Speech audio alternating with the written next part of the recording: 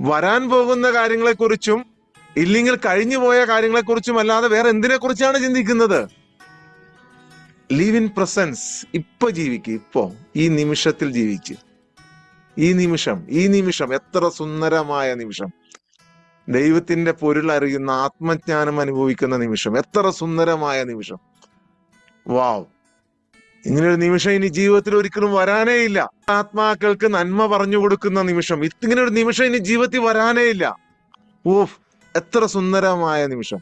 600 കോടി മനുഷ്യർക്ക് അറിയാൻ പാടില്ലാത്ത രഹസ്യം പഠിക്കുന്ന ആത്മാക്കൾ, അതിന്റെ മുമ്പിലിരിക്കുന്ന ഈ ആത്മാവിന്റെ ആ സന്തോഷം. അവനൊന്ന് ശരിയായിരുന്നെങ്കിൽ ഞാൻ ശരിയായേനെ, അല്ലേ? അവനൊന്ന് ദേഷ്യപ്പെടാതിരുന്നിരുന്നെങ്കിൽ, അല്ലേ? അവൾ എന്നോട് അത് പറയാതിരുന്നിരുന്നെങ്കിൽ. അമ്മ എന്തിനാ അങ്ങനെ പറഞ്ഞേ? അതുകൊണ്ടല്ലേ ഈ പ്രശ്നം ഉണ്ടായ. അച്ഛൻ എന്തിനാ അങ്ങനെ പറഞ്ഞേ? അതുകൊണ്ടല്ലേ ഈ പ്രശ്നം ഉണ്ടായ, അല്ലേ?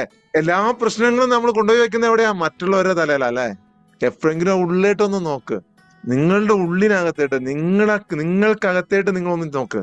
നിങ്ങളോടൊന്ന് സംസാരിക്ക്. എല്ലാ ദിവസവും വൈകുന്നേരം ഉറങ്ങുന്നതിന് മുമ്പ് നിങ്ങളോടൊന്ന് സംസാരിച്ചു നോക്കി. ഇന്നത്തെ ദിവസം കഴിഞ്ഞു. ഇന്ന് കുറെ കാര്യങ്ങൾ നമ്മൾ ചെയ്തിട്ടുണ്ട് ജീവിതത്തിൽ. കുറെ നന്മ കാണും, കുറച്ചൊക്കെ തെറ്റുകൾ സംഭവിച്ചിട്ടുണ്ടാവും. 2-3 കാൽക്കുലേറ്റ് ചെയ്യുക. എന്നിട്ട് പറയാ, ഓക്കെ, ഇന്നെല്ലാം ശരിയായിരുന്നു. നീ പവർഫുൾ ആയിട്ടുള്ള ഒരു സോളാണ്, ഒരാത്മാവാണ്. നിനക്ക് അന്തമില്ല, ആദിയില്ല.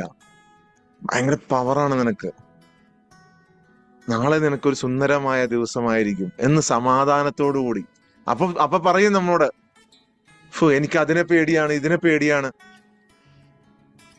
നാളെ എന്ത് ചെയ്യും, നാളെ പൈസ കിട്ടിയില്ലെങ്കിൽ ഞാൻ എങ്ങനെ ജീവിക്കും, ആ പൈസ വന്നില്ലെങ്കിൽ എന്റെ ജീവിതം എന്താവും, ആ കടം തീട്ടിയില്ലല്ലോ, അത് വീട്ടിയില്ലെങ്കിൽ എനിക്ക് എന്ത് ടെൻഷനായിരിക്കും.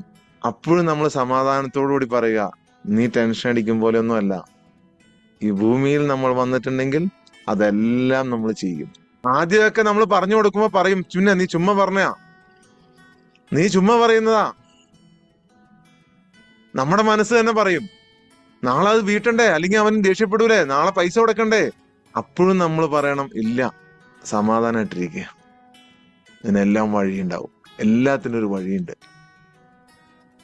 നിങ്ങൾ ആദ്യം മറ്റുള്ളവരിലേക്ക് നോക്കുന്നത് ആദ്യം നിർത്തുക. മറ്റുള്ളവരുടെ പ്രശ്നങ്ങളെ കണ്ടെത്തുന്നത് ആദ്യം നിർത്തുക. നമ്മൾ മാറുക.